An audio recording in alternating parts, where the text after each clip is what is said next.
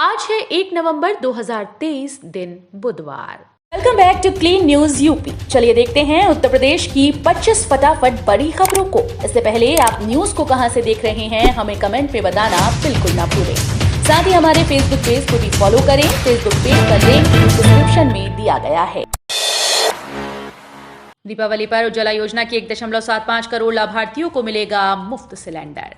प्रदेश में दीपावली पर उज्ज्वला योजना के 1,75,04,385 लाभार्थियों को मुफ्त रसोई सिलेंडर दिया जाएगा। योगी कैबिनेट की मंगलवार को आयोजित बैठक में मुफ्त सिलेंडर देने का प्रस्ताव मंजूर किया गया। वित्त मंत्री सुरेश खन्ना ने बताया कि उज्ज्वला योजना के लाभार्थियों को होली और दीपावली पर एक सिलेंडर मुफ्त देने का निर्णय लिया गया था। उन्होंने बताया कि लाभार्थी को पहले प्रचलित उपभोक्ता दर से 14.2 किलो का सिलेंडर रिफिल कराना होगा।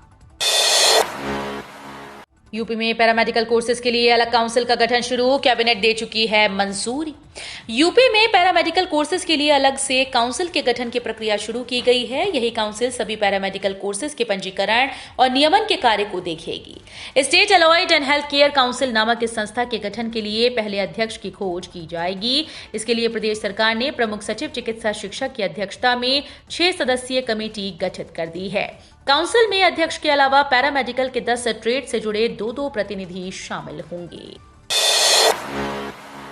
यूपी में बिजली कनेक्शन लेना हो सकता है महंगा, उद्योगों के लिए 100%, घरेलू में 30 से 35% वृद्धि का प्रस्ताव।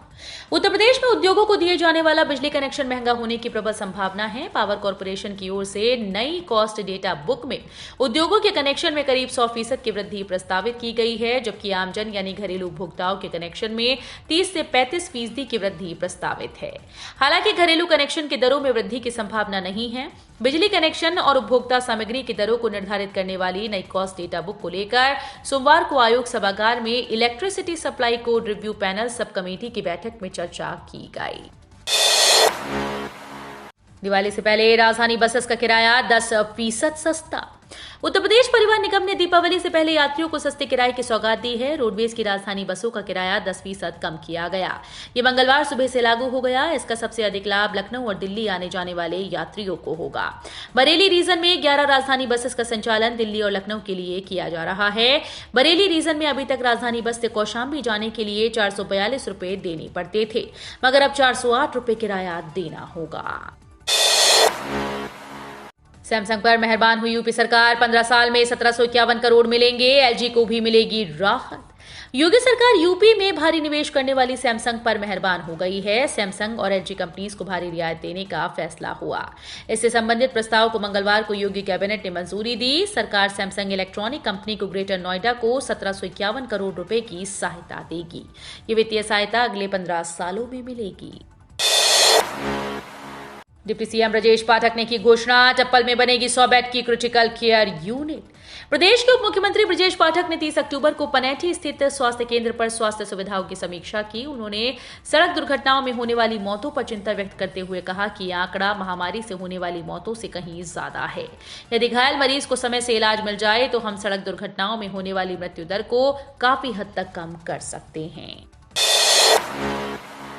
2000 करोड़ के नए निवेश प्रस्ताव जल्द आएंगे।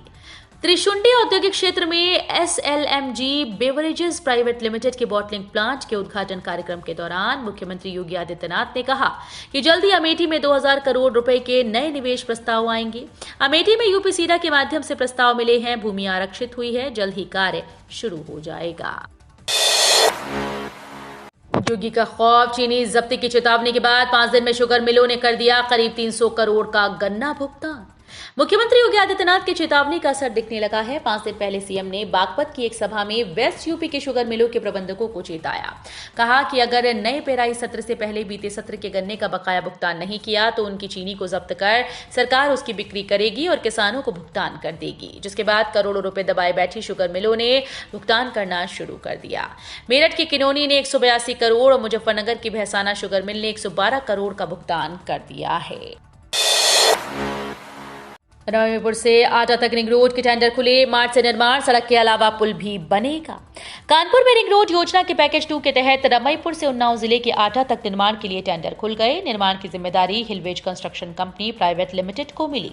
मार्च से निर्माण शुरू हो जाएगा। उधर NHAI ने पैकेज 1 के तहत बंधना से संचेड़ी तक अगले महीने के अंतिम सप्ताह और पैकेज 4 के तहत संचेड़ी से रमईपुर तक दिसंबर की शुरुआत में निर्माण शुरू कराने का दावा किया है।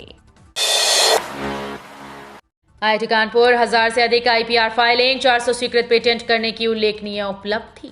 भारतीय प्रौद्योगिकी संस्थान कानपुर की 1000 से अधिक फाइलिंग को पार करने और 400 से अधिक पेटेंट हासिल करने की उल्लेखनीय उपलब्धि इसके विश्व स्तरीय संकाय, शोधकर्ताओं और नव प्रवर्तकों के अटूट समर्पण और अथक प्रतिबद्धता का प्रमाण है।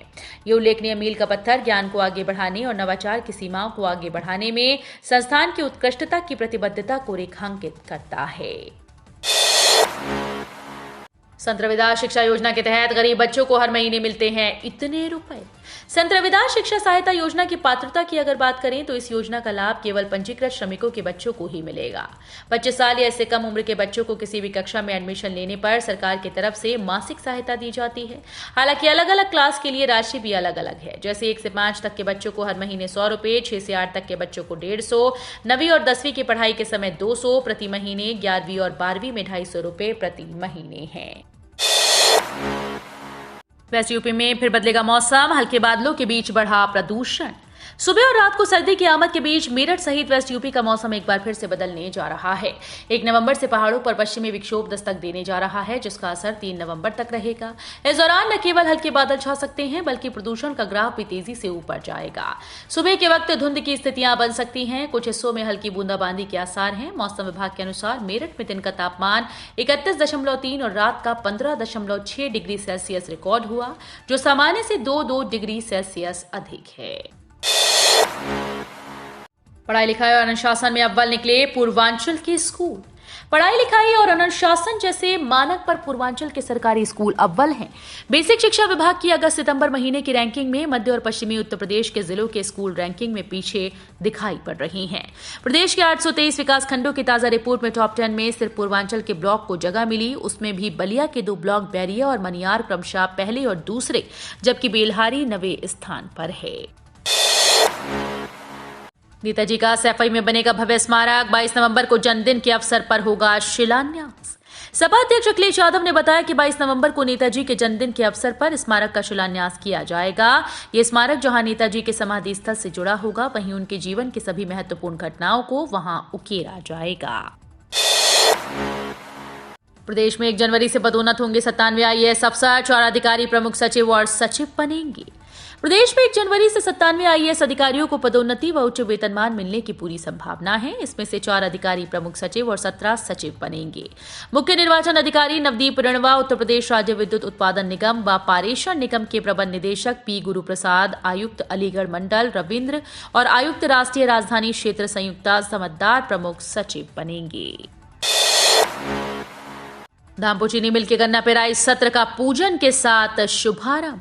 धामपुर चीनी मिल के गन्ना पेराई सत्र 2023-24 का पूजन के साथ शुभारंभ हो गया।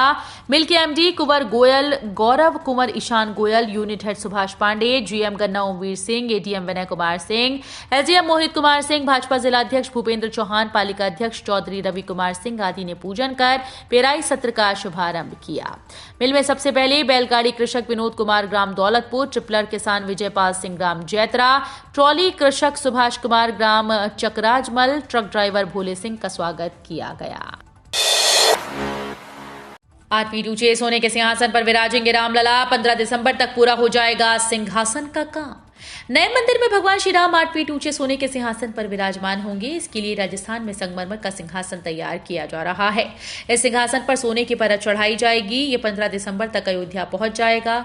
इसी के साथ प्राण प्रतिष्ठा महोत्सव की तैयारियों के बीच राम मंदिर निर्माण का काम और तेज कर दिया गया है। यूपी सरकार के मंत्रियों ने देखी तेजस फिल्म, कंगना बोली सैनिकों का बलिदान देख योगी की आंखें छलकी। उत्तर प्रदेश के मुख्यमंत्री योगी आदित्यनाथ और उत्तराखंड के सीएम पुष्कर सिंह धामी ने मंगलवार को लखनऊ के लोक भवन में बॉलीवुड एक्ट्रेस कंगना रनौत की 4 दिन पहले रिलीज हिंदी फिल्म तेजस देखी। वायुसेना की एक महिला पायलट को केंद्र में रखकर बनाई गई कंगना की फिल्म तेजस की स्पेशल स्क्रीनिंग रखी गई थी, जिसमें सीएम योगी के साथ यूपी के काफी मंत्री शामिल हुए। स्क्रीनिंग के बाद कंगना रनौत ने सोशल मीडिया पर स्क्रीनिंग की तस्वीर साझा करते हुए दावा किया कि सैनिकों का बलिदान देख सीएम योगी की आंखों से आंसू छलक आए। योगी सरकार ने तेजस को यूपी में टैक्स फ्री कर दिया है। यूपी पुलिस मृतक आश्रित एसआई व कांस्टेबल भर्ती दौड़ के एडमिट कार्ड uppbpp.gov.in पर जारी। उत्तर प्रदेश पुलिस भर्ती और प्रोन्नति बोर्ड ने यूपी पुलिस मृतक आश्रित एसआई, कांस्टेबल व फायरमैन की शारीरिक दक्षता परीक्षा के एडमिट कार्ड जारी कर दिए हैं। UPPBPB एसआई व कांस्टेबल नियुक्ति के लिए 7 और 8 नवंबर 2023 को होने वाली शारीरिक दक्षता परीक्षा में भाग लेने के इच्छुक अभ्यर्थी यूपी पुलिस भर्ती बोर्ड की वेबसाइट uppbpp.gov.in पर जाकर एडमिट कार्ड डाउनलोड कर सकते हैं। सपा के लिए चुनाव चिन्ह से कहीं बढ़कर है साइकिल। मुलायम के बाद अखिलेश ने भी जारी रखी ये मुहिम। समाजवादी पार्टी के लिए साइकिल सिर्फ चुनाव चिन्ह नहीं बल्कि उससे बढ़कर है। पार्टी के चुनावी अभियान में साइकिल अहम हिस्सा रही है। चाहे वो मुलायम सिंह यादव हो या अखिलेश यादव, अमूमन हर चुनावी जंग में उतरने से पहले साइकिल यात्रा जरूर हुई। मिशन 2024 की तैयारी में जुटे अखिलेश यादव ने सोमवार को एक बार फिर साइकिल यात्रा के जरिए पीडीए की मुहिम को और रफ्तार देते हुए मिशन 2024 के लिए हुंकार भरी। तहसीलदार ने प्रेमचंद के नामांतरण आदेश पर लगाई रोक, अगली तारीख पर होगी सुनवाई। देवरिया जिले में रुद्रपुर के फतेहपुर में सामूहिक हत्याकांड से संबंधित ग्राम के हुनिया भूमि विवाद के मामले में भाटपार रानी तहसील में चल रहे नामांतरण वाद में पारित अपने आदेश पर प्रतिवादी द्वारा दायर कायमी के तहत तहसीलदार ने रोक लगा दी है। देश के हर घर आंगन से पहुंची मिट्टी हमें कर्तव्य भाव की याद दिलाएगी। पीएम मोदी ने मेरी माटी मेरा देश अमृत कलश यात्रा के समापन समारोह में भाग लिया। इस दौरान पीएम ने कहा कि देश के हर घर आंगन से जो मिट्टी यहां पहुंची है वो हमें कर्तव्य भाव की याद दिलाती रहेगी। ये मिट्टी हमें विकसित भारत के अपने संकल्प की सिद्धि के लिए और भी अधिक परिश्रम के लिए प्रेरित करेगी। देश भर से जो पौधे आए हैं उनमें यहाँ एक अमृत वाटिका बनाई जा रही है। इसका शिलान्यास भी अभी यहाँ हुआ है।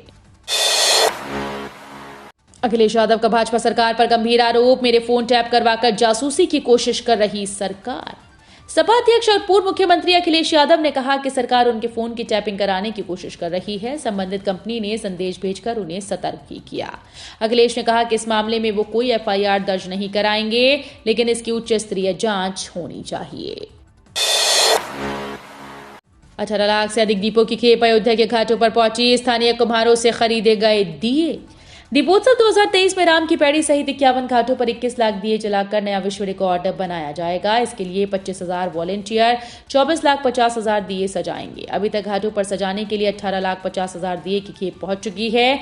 इसके अलावा घाट पर स्थित स्टोर में 82,000 लीटर तेल भी संग्रहित कर लिया गया है। नए निकायों में ग्राम समाज की खाली जमीनों का होगा शानदार इस्तेमाल। नए निकायों में ग्राम समाज की जमीनों का योगी सरकार शानदार इस्तेमाल करने जा रही है। यहां पर सरकार शादी घर बनवाएगी। इससे लोगों को शादी या फिर छोटे मोटे कार्यक्रम कराने के लिए इधर उधर नहीं भटकना होगा। नए निकायों में ग्राम समाज के खाली जमीनों पर सामुदायिक केंद्र या फिर शादी घर बनाए जाएंगे। निकायों को इसके लिए जमीन चिन्हित करते हुए शासन को प्रस्ताव उपलब्ध कराना होगा। इसके आधार पर पैसे की व्यवस्था कराई जाएगी। उच्च अधिकारियों का मानना है कि इससे जमीनों का सदुपयोग भी होगा और लोगों की जरूरतें भी पूरी होंगी। तो ये थी आज की 25 फटाफट बड़ी खबरें। अगर आपको न्यूज पसंद आई हो तो वीडियो को लाइक और शेयर जरूर करें। धन्यवाद।